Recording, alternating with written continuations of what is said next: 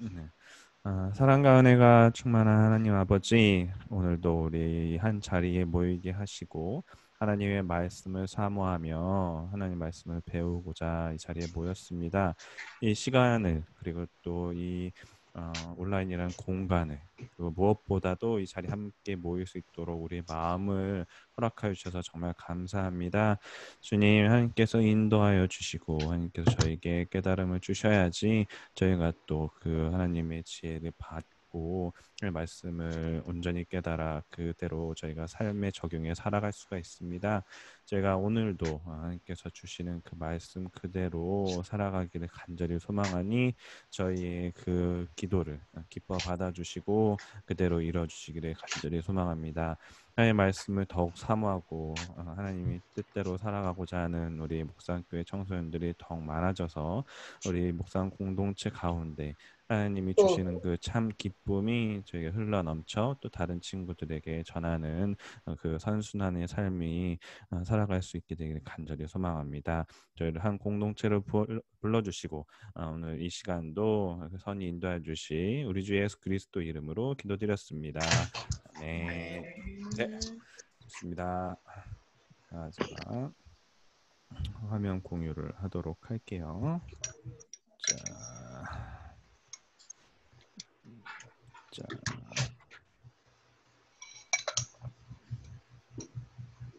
네, 잘 보이시죠? 좋습니다. 자, 오늘은 성경 익스프레스 9가입니다. 오늘도 여러분을 열렬히 환영합니다. 네, 좋습니다.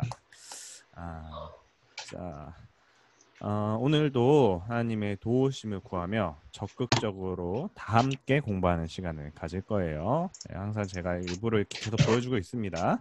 오늘도 여러분들이 마지막에 질문하는 시간이 있으니까 적극적으로 함께 참여하면서 재밌게 했으면 좋겠어요. 같이 가는 겁니다. 함께.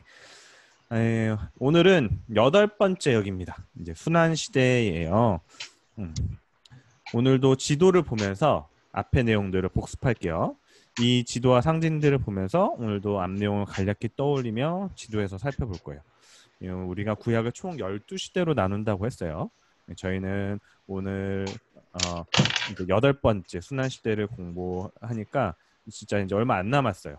저희가 이제 순서대로 보면 이제 첫 번째 이제 에덴 동산으로부터 시작된 창조시대 이야기에서 이렇게 아브라함을 부르신 하나님에 따라서 이 시족시대 아브라함, 이삭, 야곱 시족시대를 지나서 이제 이집트를 탈출하는 이 노예시대 그리고 시내산에서 받은 10계명의 이제 계명시대와 이제 야영시대를 지나서 그리고 지난주 이제 가나안 땅으로 들어가기 전 이제 이 언약 시대와 그리고 이제 들어가서 이제 정복 시대를 배웠습니다. 그리고 오늘은 광야를 인도한 이제 지도자 모세를 떠나보내고 이제 새로운 지도자 여호수아를 따라서 이제 약속의 땅 가나안으로 갔었던 정복 시대 이후에 이 사사들이 등장해서 이제 다스렸던 순환 시대를 살펴볼 거예요. 여러분들이 이렇게 이 흐름도를 살펴봐 주시기 바랍니다. 이제는 7, 8, 이제 9, 10까지는 이제 다 같은 이스라엘 땅에서 일어나는 일이고 11번째에서 이제 포로 시대 때 이제 각각 아시리아와 바빌론으로 끌려갔다가 다시 돌아오는 귀한 시대 이야기들을 이스라엘 땅에서 이제 얘기를 할 거예요. 그래서 여러분들이 요 흐름도를 잘 기억해 주시기 바랍니다. 이제 얼마 안 남았어요. 구약 이제 금방 끝납니다. 좋습니다. 오늘 함께 공부할 국어 제목은 오늘은 우리 승우가 한번 읽어봐 줄 수 있을까? 승우 들리니? 네. 오늘 여기 제목 좀 한번 읽어줄래? 과거의 잘못과 실패를 통해서 하나님의 길을 배운다. 네, 고맙습니다, 승우야. 네, 우리 오늘은 순환시대 그리고 그 중에서 이제 성경책으로 보면 사사기, 룻기, 그리고 사무엘상 중에 앞쪽 1에서 8장 부분을 보도록 할게요. 오늘도 신나고 빠르고 재밌게 나가보도록 하겠습니다. 네. 자, 먼저 이 제목부터 보도록 할게요. 오늘 주제가 여기에 이제 다 포함이 되어 있어요. 이 순환이라는 이 단어의 사전적 뜻은 주기적으로 자꾸 되풀이하여 돔 또는 그런 과정을 말합니다. 여기 그림처럼 계속해서 죄 그리고 압제를 당함, 간구, 구원, 망각이 계속해서 되풀이하여 반복한다는 것을 알 수 있어요. 우리는 역사를 알아야 계속해서 같은 실수를 하지 않고 나아갈 수 있습니다. 그럼 혹시 목산교회가 몇 년도에 창립됐는지 아시는 분 있나요? 몇 년도에 창립이 됐을까요?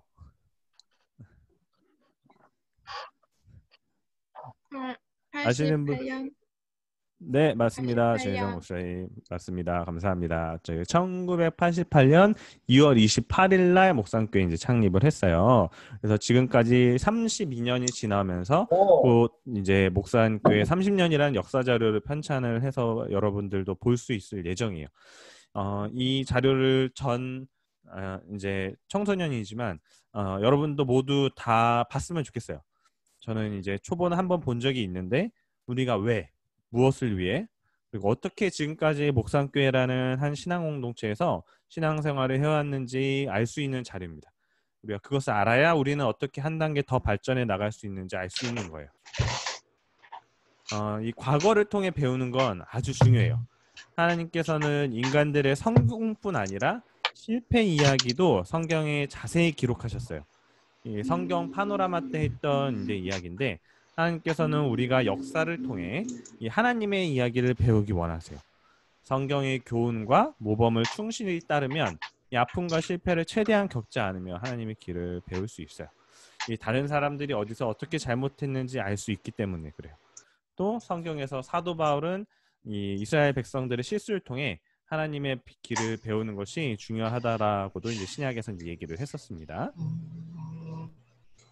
이게 떠 있네요. 네. 이 사사기와 사무엘상 처음 8장은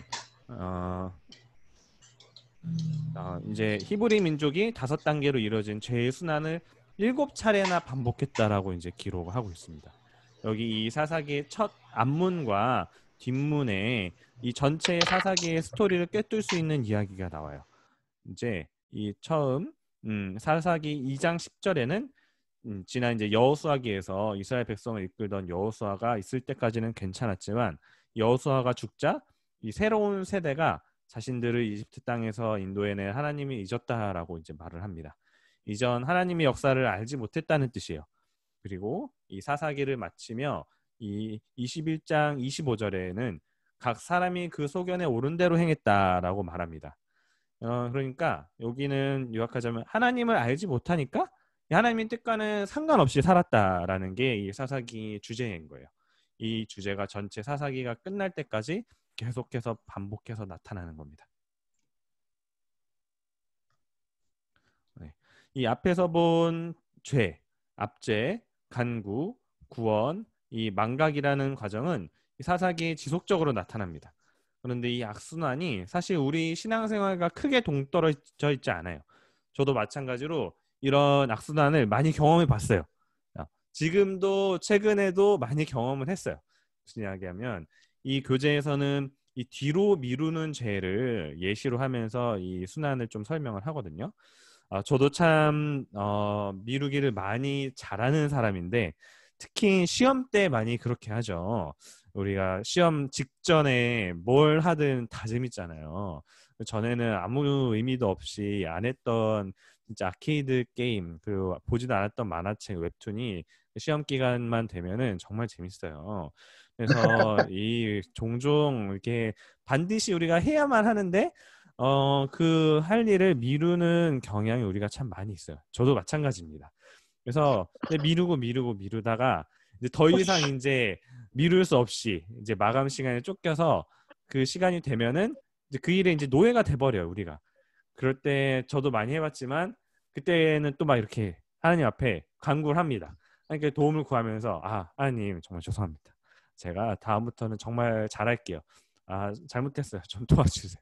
그리고 저 이대로 이 학점 받을 수 없습니다. 하나님. 저 좀 살려주십시오.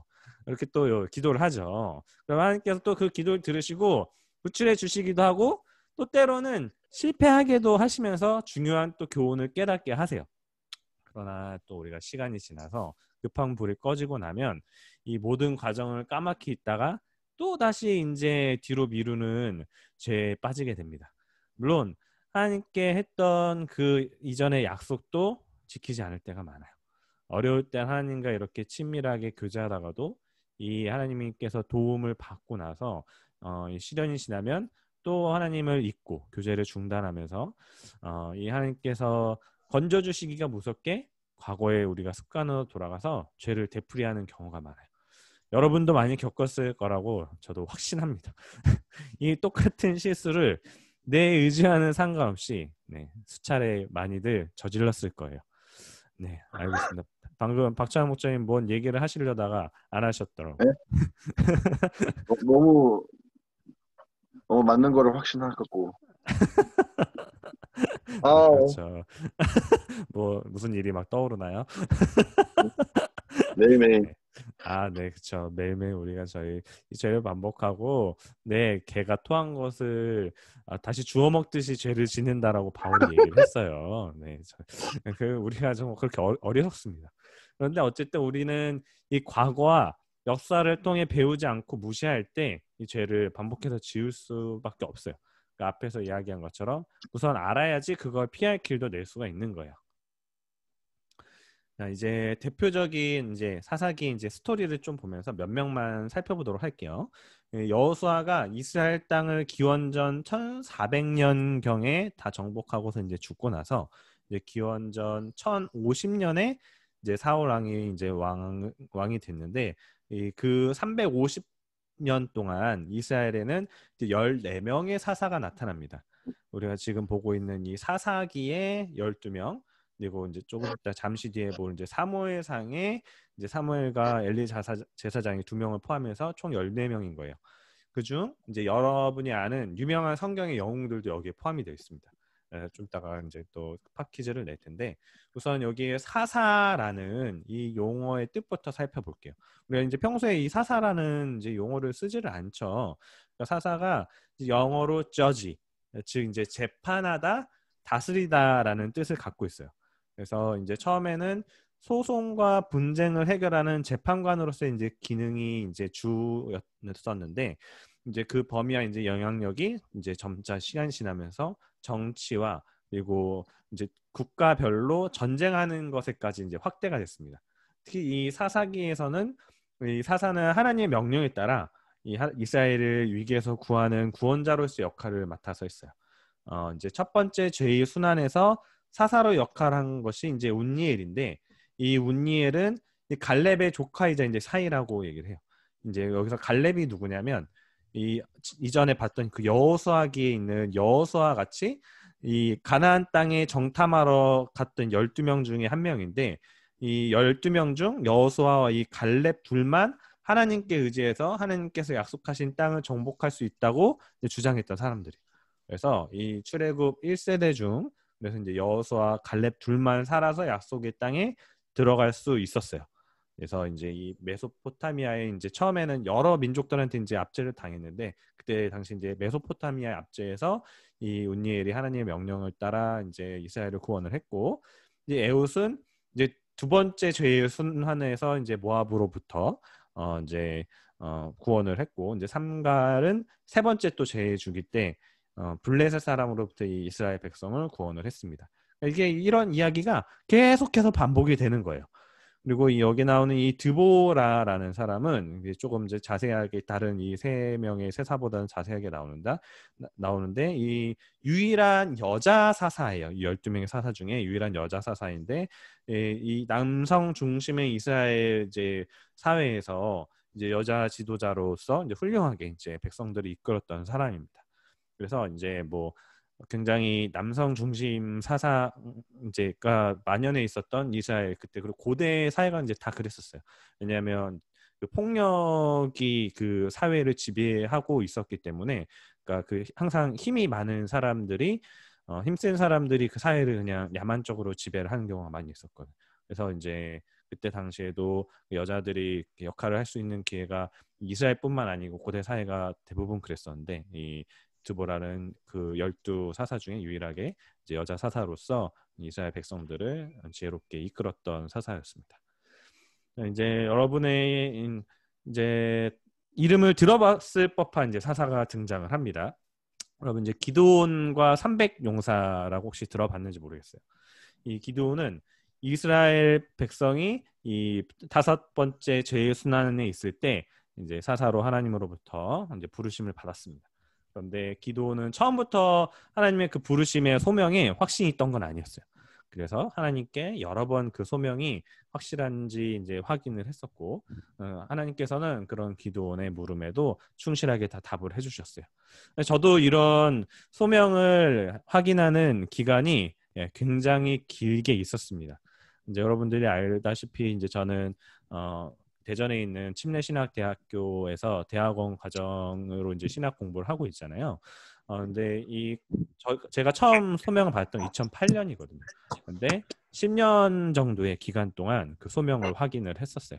그래서 2018년도에 이제 명확하게 하나님께서 저를 부르셨다는 것을 다시 확인을 하고 2019년에 이제 대학원을 들어가서 이제 신학 공부를 하고 있는 겁니다. 그래서 이제 저도 그래서 이제 기도원이 이렇게 조금 각별하게 느껴져. 그런데 이제 예전에 기도원처럼 사실 좀 이제 요즘에는 이제 이런 식으로 그러니까 기도를 하나 가르치지는 않아요. 그러니까 뭐냐면 어떤 이적, 그러니까 내가 내 원하는 대로 약간 그것을 이루어 주시면 제가 이걸 할게요라고 제가 좀 약간 잘못 기도를 했던 적도 있었거든요. 여러분들이 그러니까 그것에 대해서는 하나님과 우리는 그 사랑을 나누는 관계를 맺고 있는 거지 우리가 계약적인 관계가 아니잖아요. 그렇기 때문에 하나님께 우리가 무언가를 얻기 위해서 종교적 행위를 하는 게 아니에요. 그러니까 전에도 한번 종교와 그 신앙의 차이를 얘기하면서 설명을 했었을 텐데 어쨌든 이 기도의 이야기에 대해서 그런 걸 조금 주의를 하면서 읽을 필요가 있습니다. 그러니까 이제 이게 혹시 기도원 이야기를 짧게 혹시 진혜정 목자님이 그 뒷 이야기를 한번 설명을 해주실 수 있을까요? 가능할까요? 아니요, 가능하지 않겠습니다.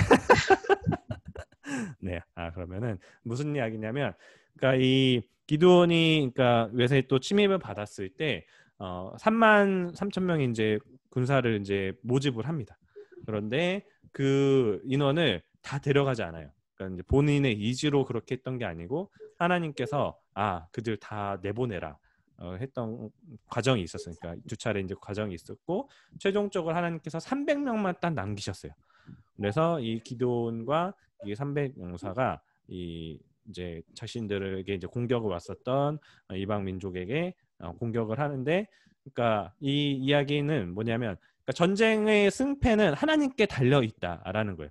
기본적인 건 우리가 군사력이 전쟁의 승패에 무조건 이렇게 역할을 한다라고 하잖아요.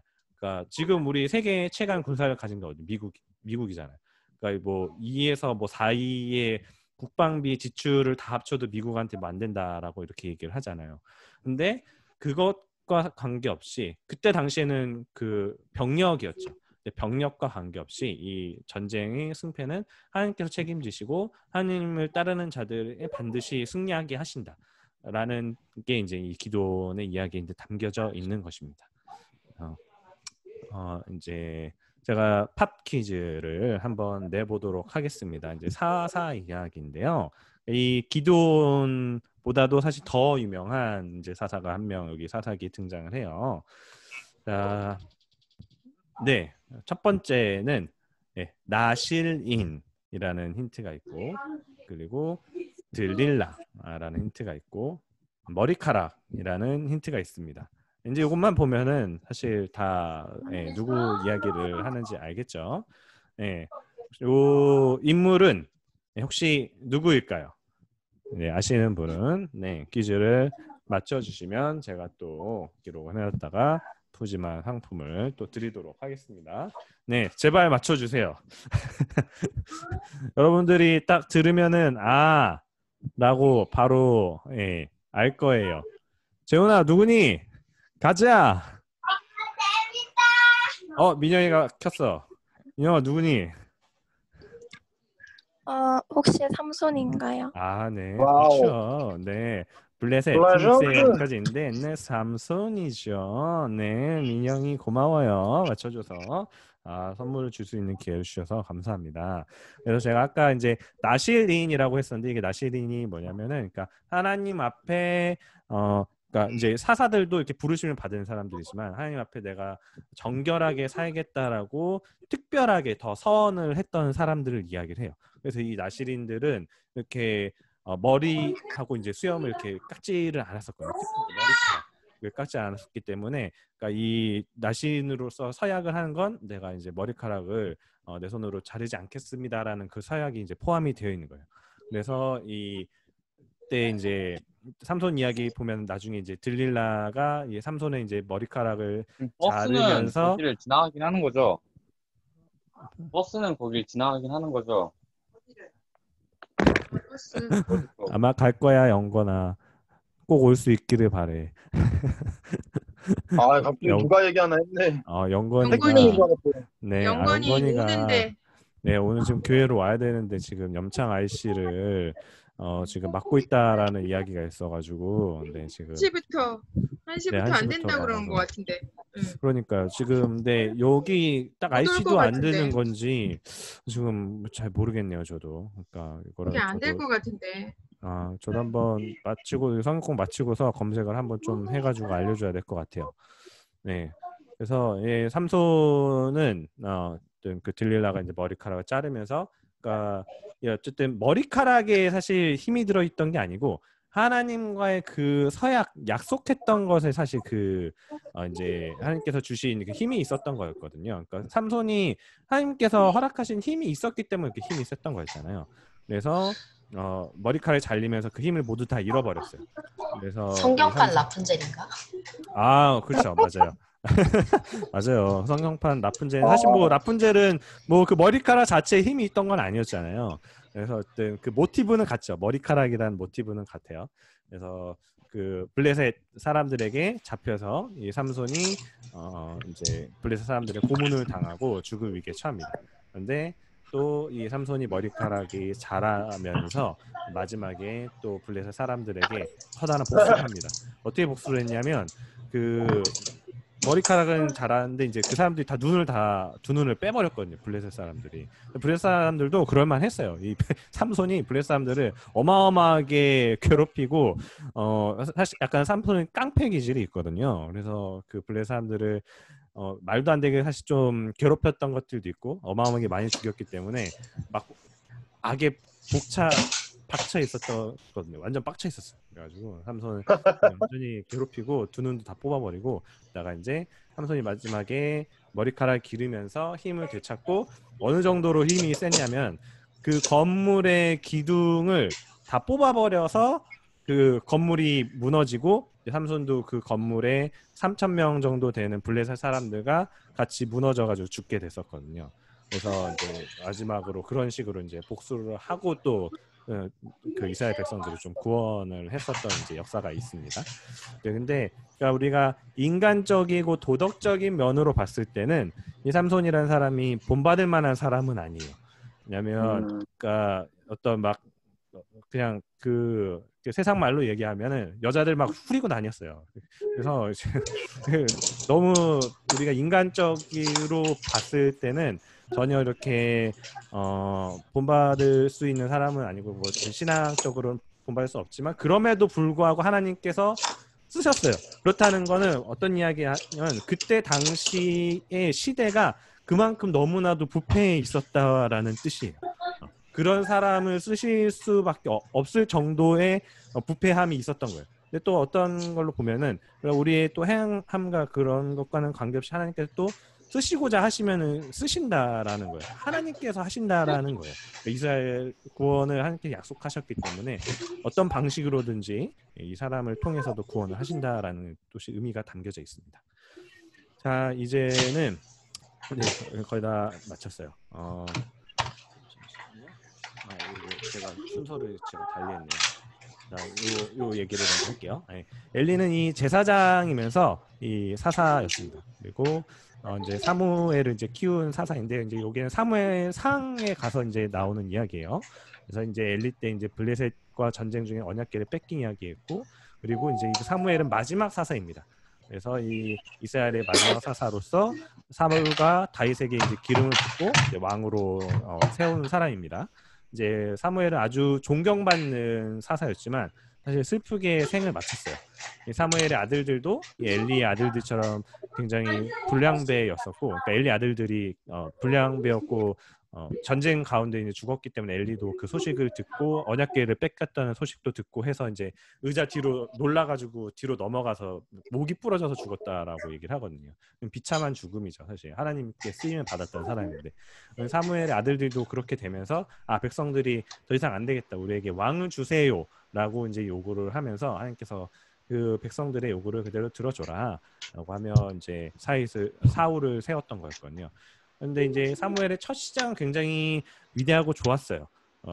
사무엘이 그 어머니의 뱃속에서 나오는 과정도 하나님께서 인도하셨던 과정이었는데 이제 말년에 아들들도 제대로 좀 키우지 못하고 자신이 처음 세웠던 사울 왕도 하나님께 이제 버림을 받으면서 좋지 못한 이 생애를 지냈었거든요.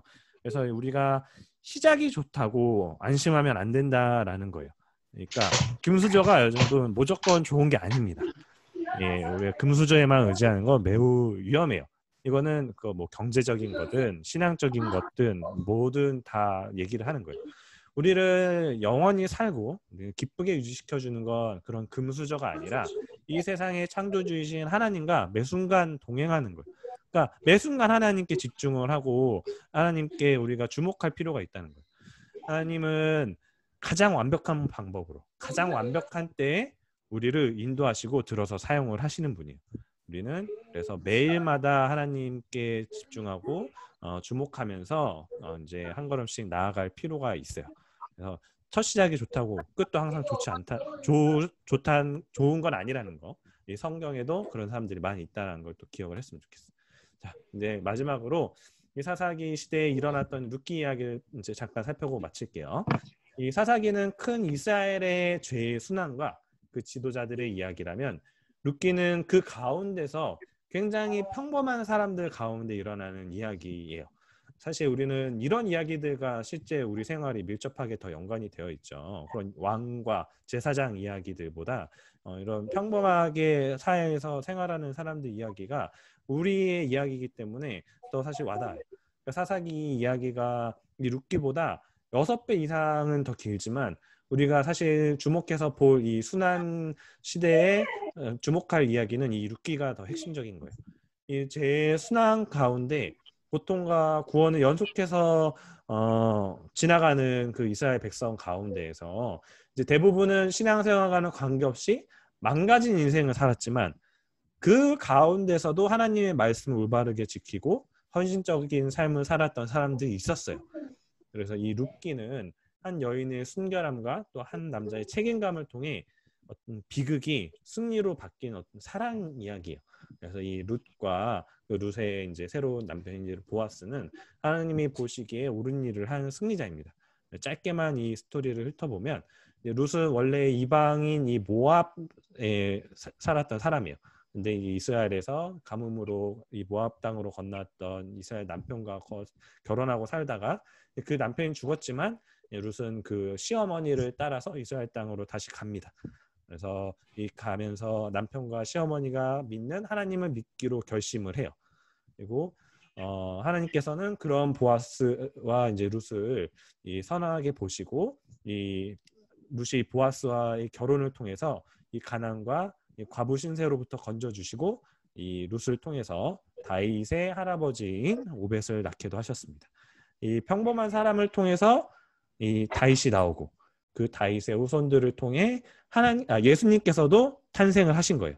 이 이야기를 보면 우리가 짧은 시간에 세상 사람들이 세상적 가치관을 따라 사는 게 훨씬 유리하고 우리가 이론적으로는 타당해 보이지만 아무도 하나님의 길을 따라 살지 않는 것 같아 보여도 하나님께서는 그 가치관을 따라 사는 소수의 사람을 통해서 하나님의 일을 행하신다는 것을 우리는 이 룻기를 통해서 알 수가 있어요. 우리 인간은 살면서 누구나 인생의 이제 기로에 설게 돼요. 두 갈래의 갈림길이 쭉 뻗어 있어요. 한쪽 길은 이 사사기에 나오는 것 같은 죄의 악순환이고, 이 다른 쪽 길은 이 루세의 의로움과 상급처럼 아름답게 빛나는 길이에요. 이 첫 번째 길이 과거에 대한 무시와 제멋대로 하고자 하는 욕망으로 점철된 길이라면, 이 두 번째 길은 하나님의 뜻을 깨닫고 그 뜻대로 행하고자 하는 길이에요. 여러분은 어떤 길을 선택을 할 건가요? 그 선택은 여러분 각자의 몫입니다. 이렇게 해서 우리 순환 시대를 마치도록 할게요. 여러분들이 그 사사기와 같은 삶이 아니라 이 룻기와 같이 하나님을 따라서 하나님께 주목하는 삶을 살았으면 좋겠다라는 것으로 이제 일단 여기를 마치도록 할게요. 이제는 Q&A 시간입니다. 오늘도 지금 마지막으로 눈치 보지 마시고 적극적으로 질문해 주시기 바랍니다. 네, 오늘도 한 30분 조금 안 되게 해서 마무리를 했네요. 자, 혹시 박사님, 목사님 질문 있으신가요? 저요? 네, 없으십니까? 아니요, 없습니다. 네, 알겠습니다. 혹시 민영이 혹시 질문 있니? 저도 없습니다. 네. 다른 질문 있으신 분 목사님 중에도 질문해 주셔도 좋습니다. 채팅. 네, 다 없으신가요? 맞춰도 될까요? 재훈이 궁금한 거 없니? 아니면은 이건 좀 아니지 않나요? 제가 봤을 때는 잘못된 이야기인데요. 그것도 좋습니다. 얼마든지 받아들입니다. 우리 최수진 목사님, 김정환 목사님, 김재우 목사님, 인화, 대성이, 이삭이, 그리고 승우, 유나, 이한이, 주연이, 다영이 혹시 질문 있으면 질문해 주시기 바랍니다. 아까 태연이가 들어왔는데 중간에 갔네. 없다고요? 질문 없다고요? 놀랍게도 아무도 없어. 없을 수도 있지. 다영이도 오늘은 따로 질문 없니? 괜찮습니까? 오늘은 방금 누가 뭐라 그랬는데? 신우 혹시 궁금한 거 있어? 없어요. 없어요? 영건아, 네, 영건이 지금 오고 있나? 이거 버스로는 안 될 것 같은데요? 영건이 지금 여기 방에 없어요. 제가 좀 이따 전화해 볼게요. 지하철로 빨리 얘기를 해줘야 될 것 같은데 바람도 많이 부네요. 네, 알겠습니다. 신우야, 왜 내 질문이 문자를 있습니다. 안 읽니? 네, 김재용 목사님 질문 해주십시오. 예, 아까 기도원 얘기가 나왔었는데, 기도원 이야기요, 네. 네, 거기서 제가 기도원 얘기는 잘 몰라가지고, 네, 네네네. 기도원이 했던 것처럼 하지 말라고? 그러니까 그 기도가 어떤 거였냐면, 그러니까 이제 그렇게 기도하는. 그러니까 분명한 좀 가시적인 그러니까 표징을 그때 요구를 했었어요. 어떤 거였냐면, 그러니까 첫 번째로는 그러니까 이제 마당에다가 양털 뭉치를 놓아둘 테니 주변의 땅은 마르고 양털 위에만 이슬을 맺히게 해달라는 기도를 한 적이 있고, 그다음에 그 다음에도 한 번 더 이걸 확인하고 싶어서 이번에는 이 이슬, 그러니까 양털 뭉치만 빼고 그 타작마당은 다 이제 이슬이 적게 해주세요라는 기도를 하기도 했었거든요.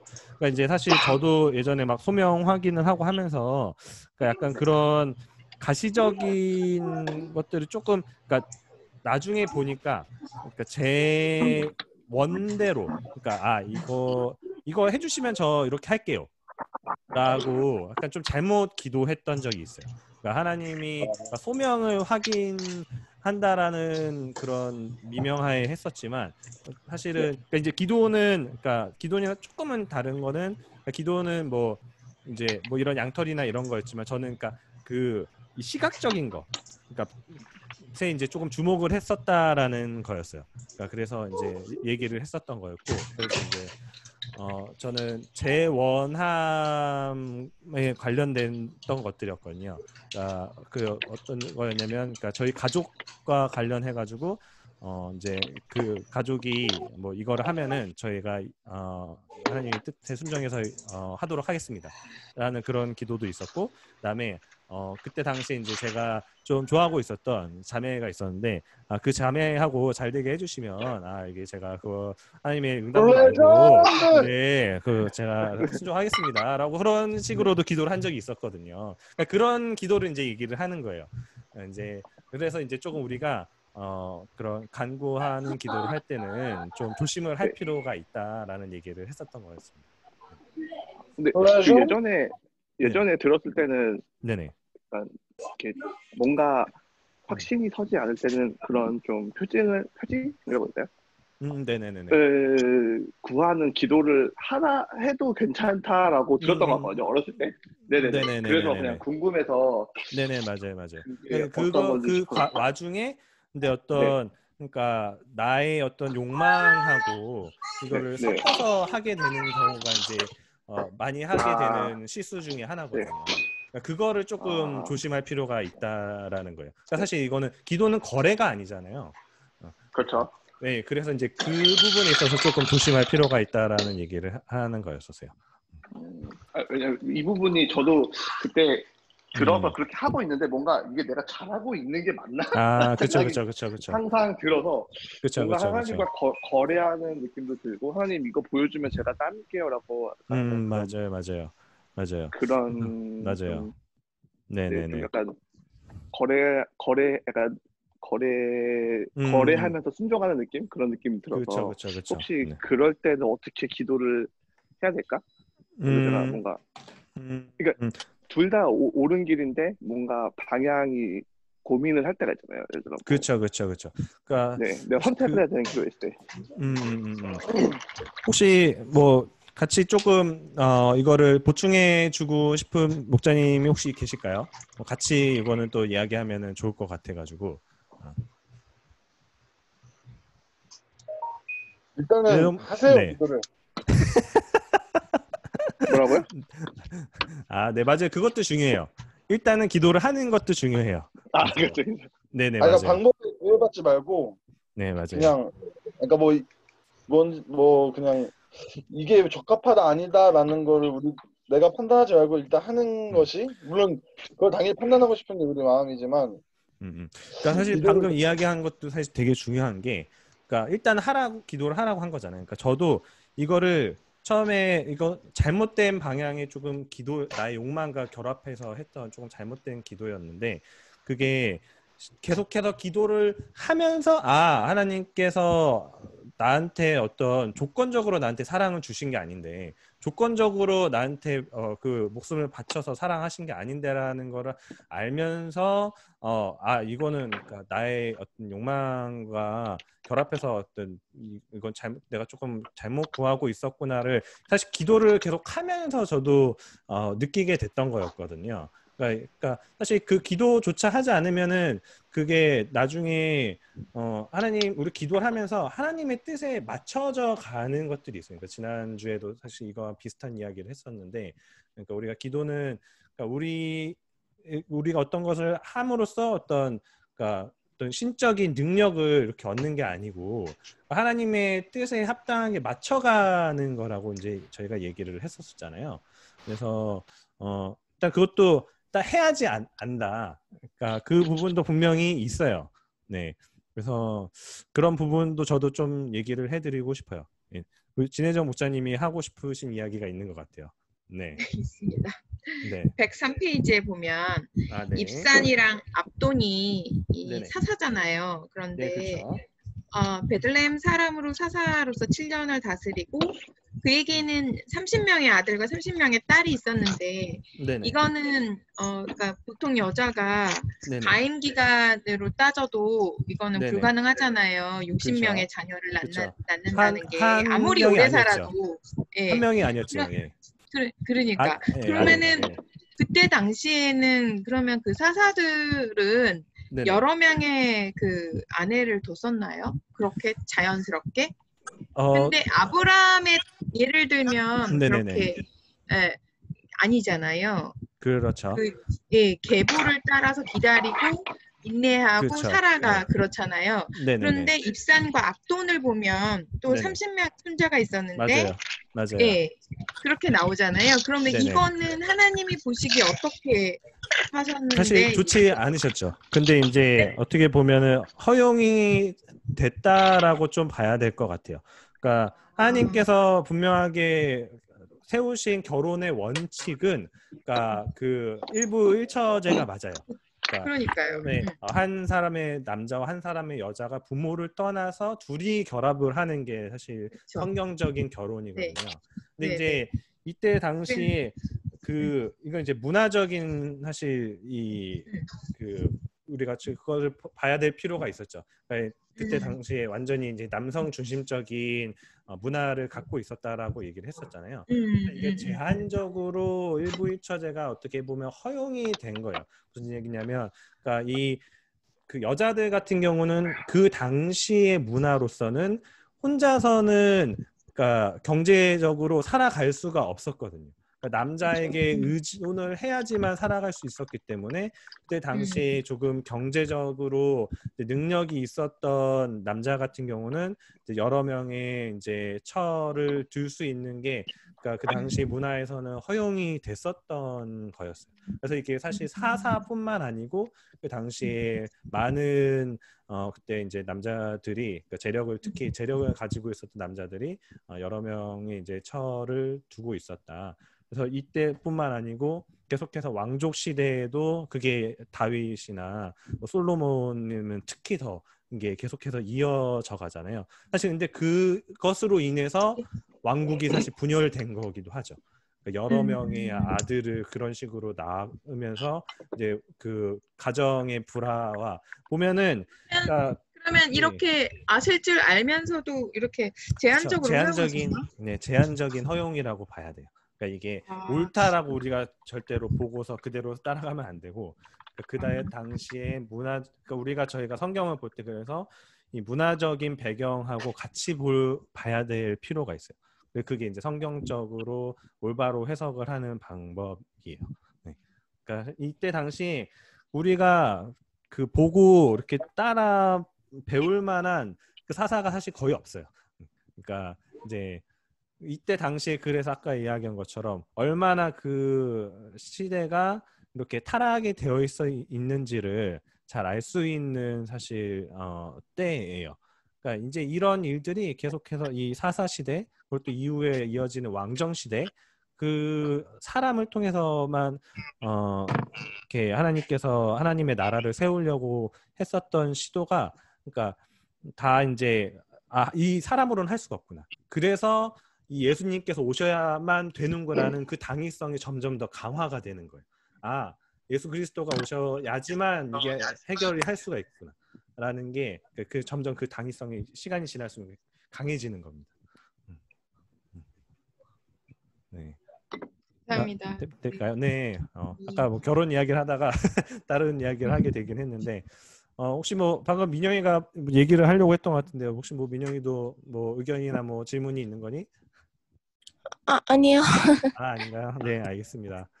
네, 김정욱자님은 뭐 또 따로 이야기 한번 하시죠. 네. 네, 알겠습니다. 네, 그 기도가 어떤 건지에 따라서 보면은 그거를 들어보면은 알게 되는 경우가 많더라고요.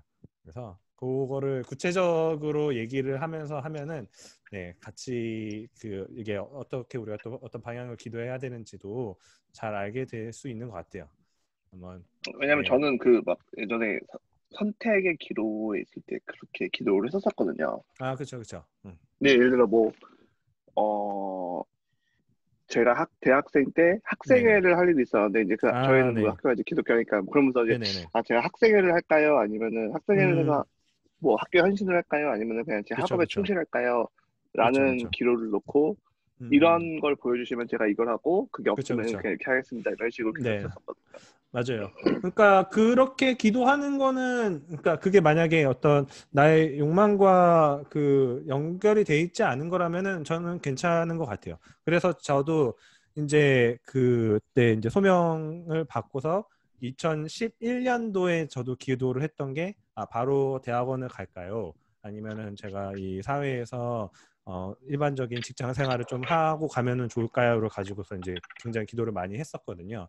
근데 이제 좀 그 마음이 어머니랑 그때 계속 새벽 기도를 가면서 이제 기도를 했었는데 이게 할 때마다 되게 많이 바뀌었어요. 바로 가야 되겠구나. 근데 또 신기한 거는 그때마다 항상 어머니랑 같은 약간 그 응답을 받았었거든요. 그러니까 어머니가 바로 가는 게 좋지 않을까라고 했을 때는 저도 오늘 좀 기도해보니까 그런 마음이 들었어요라고 했다가 또 뭐 한 일주일 뒤에 또 새벽 기도가서 기도하면은 아무래도 또 좀 기도해보니까 어머니 사회생활을 좀 해보고 가는 게 좋겠다는 좀 마음을 주십니다. 그러면 어머니도 그날은 또 나도 오늘 기도해보는데 그런 좀 마음이 들었다 이렇게 얘기를 해주시고 그래서 그렇게 계속 기도를 하다가 결론적으로는 어떻게 했었냐면은 그때 당시에 사실 지금에 사실 비할 정도까지는 아니지만 그때 당시에도 분명히 취업난이라는 건 있었거든요. 그래서 제가 그때 당시에 지금 내가 취업한 것도 아닌데 지금 벌써 뭐 약간 배부른 약간 고민을 하고 있는 건 아닌가라는 갑자기 순간 어떤 현타가 왔었어요. 그래가지고 하나님 그러면 이게 하나님께서 명확하게 이렇게 계속 저의 마음을 두 가지로 이렇게 주시니까 만약에 합격을 시켜주시는 거면은 일단은 좀 일을 하고 가라는 뜻으로 알고 제가 그렇게 하겠습니다라고 마지막으로는 좀 기도를 하고 마음이 평안해졌었던 적이 있었어요. 그래서 사실 일부러 그때 원서를 많이 넣지는 않았거든요.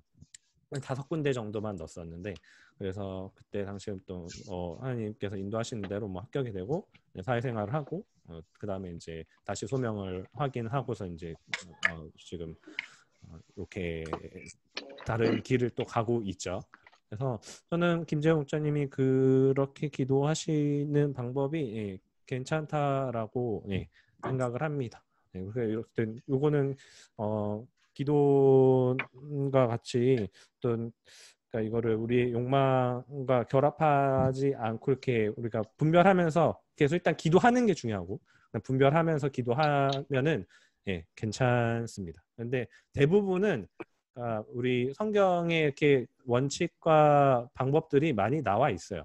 우리가 하나님 알아가면 알아가고 기도하고 경험할수록 이게 그 선택하는 것들의 시간과 그 다음에 이제 방향성이 많이 좀 명확해집니다. 그렇게 해서 좀 답변을 줄여보도록 할게요. 네, 감사합니다. 네, 감사합니다. 자, 오늘 마무리 그 광고하고서 마쳐야 되겠네요. 뭐 이미 여기 있는 사람들은 다 다음 주는 저희 성경 공부 없습니다. 그래서 이제 3가 남았는데 다음 주는 야엘 배워서 한 주 쉬고 그 다음 주 23일에 이제 왕관 시대에 그래서 4월부터 시작하는 이스라엘 왕권 이야기를 할 겁니다. 그리고 다음 주는 이제 어제 전체 문자도 보냈었는데 우리 다음 주일에 이제 청소년국 야외배가 있습니다. 여러분들 굉장히 오랜만에 보게 되는 사람들이 많이 있을 텐데 화요일까지 참석 여부를 문자로 보낸 설문지나 아니면 그 각각 목자님들에게 알려주시면 고맙겠어요. 그래서 우리 16일 날 1시에 교회 앞에서 모여서 출발을 합니다. 여러분들이 화요일까지 알려주셔야지 저희가 차량하고 그 다음에 이제 식사하는 것들을 준비를 할 수 이제 명수에 맞춰서 할 수가 있으니까 꼭 화요일까지 알려주시기 바랍니다. 네, 이제 마쳤고요. 우리 박찬호 목사님이 마지막 마무리 기도하고서 마치면 좋을 것 같습니다. 오늘 그 질의응답이 꽤 길게 됐었네요. 네, 기도하고 마치겠습니다.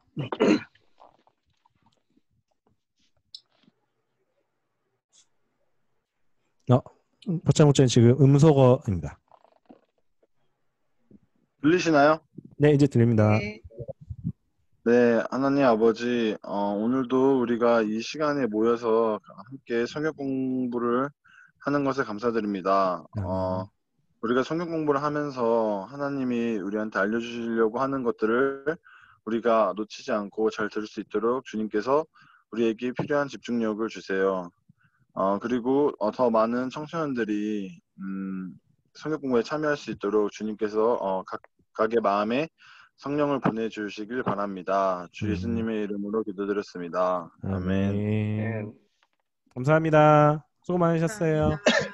네, 우리 고맙습니다. 다음 주에는 다들 얼굴 보고 목사님들은 4시에 잠시 뒤에 뵙겠습니다. 안녕히 계세요. 다 뵐게요. 수고 많았어요.